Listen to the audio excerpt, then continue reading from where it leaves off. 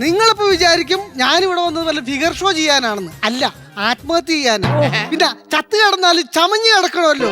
എനിക്ക് അവളുമായിട്ടുള്ള ജീവിതം മടുത്ത്. ഒന്നുകിൽ ഇതിലേ പോകുന്ന ബസ്, അല്ലെങ്കിൽ മോളിൽ കൂടെ പോകുന്ന മെട്രോ, അല്ലെങ്കിൽ ഞാൻ ഈ കായലിൽ ചാടിച്ചാ. എനിക്ക് അയാളെ കൂടെയുള്ള ജീവിതം മടുത്തു.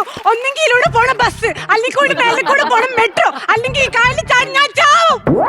ആരാണ് ഈ ആവർത്തന വിരസതയായിട്ട് വന്നത്? എന്റെ സെയിം സൗണ്ട്. അയ്യോ, ദേ എന്റെ സെയിം ഭാര്യ. അയ്യോ, എന്റെ സെയിം ഭർത്താവ്. എന്റെ സെയിം വ്യക്തി. അല്ല, നീ എന്തിനാണ് ഇവിടെ വന്നത്? കായലിൽ ചാടാൻ. എന്തിന് കക്ക വാരാനാ? അല്ല, ആത്മഹത്യക്ക്. എന്നാ പിന്നെ ഞാൻ പോണു. നിങ്ങൾ എവിടെ പോണേ? എടാ, നീ കാരണമല്ലേ ഞാൻ ചാകാൻ വന്നത്. പിന്നെ നീ ചാകണ്ടെങ്കിൽ പിന്നെ ഞാൻ ചാകണ എന്തിനാ? അപ്പൊ നിങ്ങൾ എന്തിനാ ഇവിടെ വന്നേ? ഞാൻ കായലിൽ ചാടാൻ. കക്ക വരാനാ? എന്റെ ദൈവമേ, റിപ്പീറ്റേഷൻ. ഞാൻ പറഞ്ഞത് എന്റെ പറയുള്ള കയ്യിൽ നിന്നിട്ടൊന്നും കളിക്കൂലേ? അതിന് നിങ്ങൾ സമ്മതിക്കൂലല്ലോ. നിങ്ങൾക്ക് അതിന് മെയിൻ കളിക്കണ്ട. മെയിൻ കളിക്കുവാണ്. ഞാൻ മെയിൻ കളിക്കും. കാരണം ഞാൻ ധീരനായ പൗരുഷമുള്ള ഒരു പുരുഷനാണ്. പുരുഷൻ. അത് പറഞ്ഞപ്പോ എന്താണ് വണ്ടിയുടെ സെൽഫി എടുക്കാത്ത? നിങ്ങൾ ധീരത ഓർത്തിട്ടൊന്ന് ചിരിച്ചു പോയതാണ്. എന്റെ ധീരത ഞാൻ കാണിച്ചതാടി. ഞാൻ ഈ കായലിൽ ചാടും. മീനുകളെ, നിങ്ങൾ എന്റെ ഡിന്നർ കഴിക്കണ്ട.